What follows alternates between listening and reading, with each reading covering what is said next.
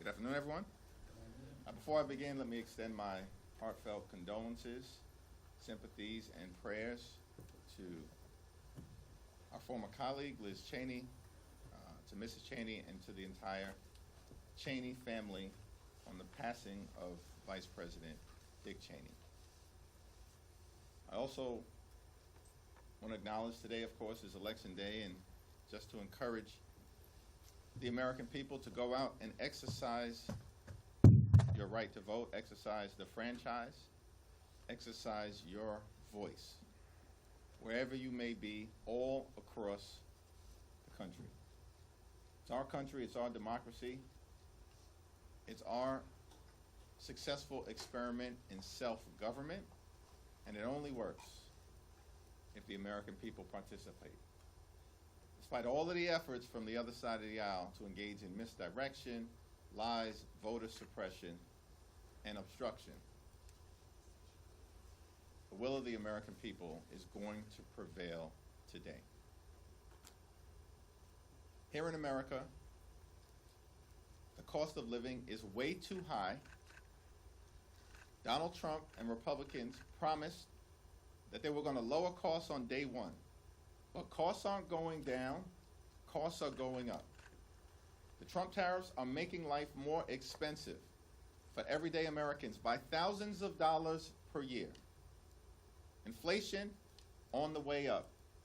Grocery costs, way up. Housing costs, way up.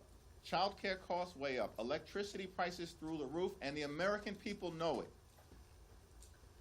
That Donald Trump and Republicans have failed to make their life more affordable. And now in the midst of this 35-day Trump-Republican shutdown, Republicans refuse to extend the Affordable Care Act tax credits, which is going to result in tens of millions of Americans experiencing dramatically increased premiums, co-pays, and deductibles. In some cases, everyday Americans, working class Americans, and middle class Americans are going to see their health insurance premiums increase by $1,000 or $2,000 per year because of the Republican refusal to extend the Affordable Care Act tax credits. Donald Trump and Republicans in the House and the Senate have failed the American people, and the American people know it.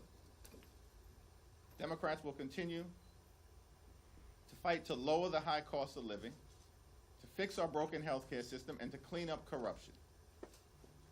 In the Congress, in the courts, and certainly as it relates to Donald Trump and his administration, the most corrupt administration in American history. We want to reopen the government. We want to find a bipartisan path forward toward enacting a spending agreement that actually makes life better for the American people, that lowers costs for the American people, as opposed to the Trump economy where things are getting more expensive by the day. And of course, we have to decisively address the Republican health care crisis that is crushing the American people all across the land. Questions? We hear there's a little bit of a falling next door in the Senate on this. We don't know what that means or what that would look like. But considering the exercise that the Democrats did not think through tomorrow, how much skepticism will there be from House Democrats on any sort of an agreement that would come over from the Senate? We said from the very beginning that we will evaluate in good faith any bipartisan agreement that emerges from the Senate, reopens the government, makes life better for the American people, and decisively addresses the Republican health care crisis. Until we see details, we're not in a position to do much more than that. Are you more optimistic than you were based on what you're hearing next week? We're in the middle of a 35-day government shutdown. Donald Trump is unlawfully withholding billions of dollars in SNAP benefits from 42 million Americans and 16 million children. There's nothing to be optimistic about relative to the cruelty and the pain that Donald Trump and Republicans continue to inflict on the American people. There's nothing to be optimistic about when it comes to the fact that Donald Trump shut the government down. They're forcing hundreds of thousands of people to be out on furlough or to work without pay. They refuse to address the health care crisis that Republicans have created. In a year where they enacted the largest cut to Medicaid in American history, hospitals, nursing homes, and community-based health centers are closing because of Republican policies all across America. The country is facing the possibility of a $536 billion cut to Medicare at the end of the year if Congress doesn't act. And Republicans are refusing to extend the Affordable Care Act tax credits because they would rather gut the health care of the American people. There's nothing to be optimistic about because of what Trump and Republicans have done to this country. They've gone way too far, and the American people know it, and the results today are going to decisively reflect that fact. Can I follow up? To a finer point on that, you said in September, any agreement related to protecting the health care of the American people has to be ironclad in legislation. It does not sound like whatever agreement comes out of the Senate will be in legislation. Will you accept something that is a handshake deal? It's the same answer that I just gave. Thank you, Mr. Leader. I know that a filibuster is a Senate mechanism, but President Trump has repeatedly, recently and this morning called for Senate Republicans to abolish the filibuster, pass the CR with a simple majority, and also a host of other Republican priorities. You criticized him for not inviting the legislative leaders to the White House to negotiate. What are your thoughts about him continuing to call for the abolishment of the filibuster within the context of his unwillingness to negotiate? Does that indicate to you that he has no interest in sitting down with not only his legislative leaders, but you and Leader Schumer? Well, Donald Trump has taken a my way or the highway approach to his presidency from the very beginning, and he's used to Republicans simply bending the knee to him. Because these Republicans on Capitol Hill, on the House side and on the Senate side, they don't work for the American people. They work for Donald Trump. And so he's going to continue to make his position clear until they eventually cave, which is what they always do. Because Republicans in this Congress have been nothing more than a reckless rubber stamp for Donald Trump's extreme agenda. And Donald Trump keeps making the point that Republicans have shut the government down, and they're the only ones that have the power to open it up. Republicans who have complete control of the House, the Senate, and the presidency. Republicans who are the ones who passed the one big ugly bill without a single Democratic vote. We strongly oppose their one big ugly bill. They passed it on their own because they have complete control of government. And in that one big ugly bill, they enacted the largest cut to Medicaid in American history, ripping health insurance away from 14 million Americans. And at the same time, they cut $186 billion from SNAP. That's the largest cut to nutritional assistance in this country's history. They literally, in July, ripped food from the mouths of hungry children, seniors, and veterans. And all of this was done so that Republicans could provide massive tax breaks to their billionaire donors in their one big ugly bill. And they did it on their own, my way or the highway, in terms of jamming extreme Republican ideology down the throats of the American people. And so Donald Trump expects to see more of the same from the puppets that are Republicans in the House and the Senate. You said that Republicans always cave. Leader Stone said that the votes were there to abolish the filibuster. Are you saying that ultimately Donald Trump's request or demand will win out? If history is any indication, ultimately, compliant Republicans in the Senate are going to cave to the demands of their puppet master, Donald J. Trump. This election cycle, Republicans have relied heavily on political issues to win these issues. If they lose in Virginia and in New Jersey, what does that say to you about Republicans' reliance and dependence on communicating and messaging on transition against them? At this point, it's not a question of if Republicans are going to lose. was in Virginia earlier today. I was in New Jersey over the weekend. I was in California a few weeks ago. They are going to lose. Because the American people know that Republican policies have failed them. And it starts with the economy. That Republicans promised to lower the high cost of living. But costs aren't going down in America. Costs are going up. The cost of living in this country is out of control. And Donald Trump has not done a damn thing to change it. And in the midst of this 35-day government shutdown, has spent multiple weekends on the golf course, holding let-them-eat-cake type of parties at his luxury resort in South Florida, found $40 billion to bail out a right-wing wannabe dictator in Argentina, and yet Donald Trump can't find a dime to extend the Affordable Care Act tax credits or provide nutritional assistance to hungry children in America to ensure that they can put food on the table. The American people are smart. They see all of this happening in real time. And of course, what Republicans always do is try to distract the American people, as they've done in New Jersey and Virginia, and it will not be successful. It's over for these people. And we're going to see it today, and we're going to see it during the midterm elections next November. At this point, is a record-breaking shutdown a pattern of the Trump administration? It was a 35-day government shutdown during the first Trump administration. This is day 35 of the Trump Republican shutdown. Donald Trump and the Republicans cannot govern. These people are deeply unqualified. And they spent all of last year lying to the American people that they were going to lower the high cost of living, while at the same time distancing themselves from Project 2025. But they've spent all of this year doing nothing to lower the high cost of living. In fact, costs are going up, not down, while they spend all of their time, Republicans spend all of their time implementing the extreme, toxic Project 2025 agenda, including, by the way, as part of Project 2025, ripping away nutritional benefits and SNAP from the American people.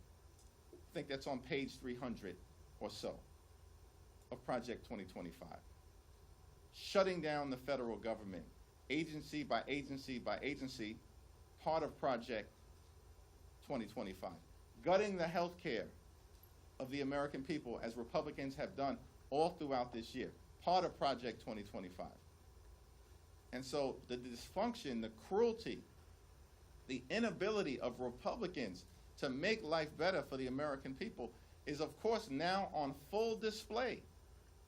And Republicans can't blame anyone other than themselves, because they have complete control of the House, the Senate, and the presidency. Thank you so much. On Sunday, you said in an interview that you did not agree that Zohran Mamdani was the future of the Democrat Party. I'm just wondering, do you believe that a Democrat Party embrace of socialism would hurt the party's chance next November? And will there be a Democrat pivot away from Mamdani and more towards the center following today's election? What I made clear is that given the existential nature of Donald Trump, his policies, his cruelty, his failures, the assault on the economy, the assault on health care, the assault on veterans, the assault on farmers, the assault on nutritional assistance, the assault on law-abiding immigrant communities, the assault on the American way of life, the assault on voting rights, the assault on the rule of law, and Donald Trump and Republican assault on democracy itself, that the most significant thing that can be done is for Democrats to take back control of the House of Representatives next year, so we can end this national nightmare and begin the process of marching toward a more perfect union. That's why these elections are going to matter. The midterms will matter. House Democrats will matter in terms of getting this situation turned around. And that's not pillow talk, that's real talk. Yeah, Brett Swazi and Gottheimer are working on a bipartisan ACA plan for income tax I think the conversation that has been led by Tom Swazi is being done in good faith and is all part of an effort to address the Republican healthcare crisis and to find a bipartisan path forward. But at the end of the day, it's been my view from the very beginning that traditional House Republicans aren't serious about doing anything meaningful, and they never have been. And so while I'm convinced that Tom Swazi, of course, is a common sense leader, and hopefully the Republicans who are communicating with him will get serious this time. But what we have seen over and over and over again, this happened during the course of the One Big Ugly Bill, they made claims about positions that they were going to take, like never cutting Medicaid or protecting the clean energy tax credits or not ripping nutritional assistance away from children. And then when these so-called traditional conservatives, these swing seat Republicans, were ordered by their boss, Donald Trump, to bend the knee and vote for the One Big Ugly Bill, that's exactly what they did. And so I am hopeful that this time will be different.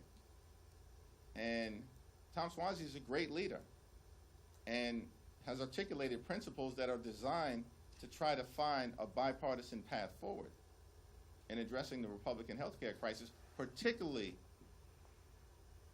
as it relates to extending the Affordable Care Act tax credits.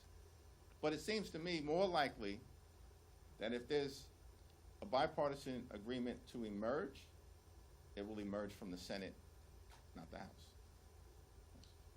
Leader Jeffries, have the ICE agents who put hands on LaMonica McIver been identified to you? You had vowed that have their names. They have not been identified to me yet. As part of the court case, it's our expectation that they will. Thanks.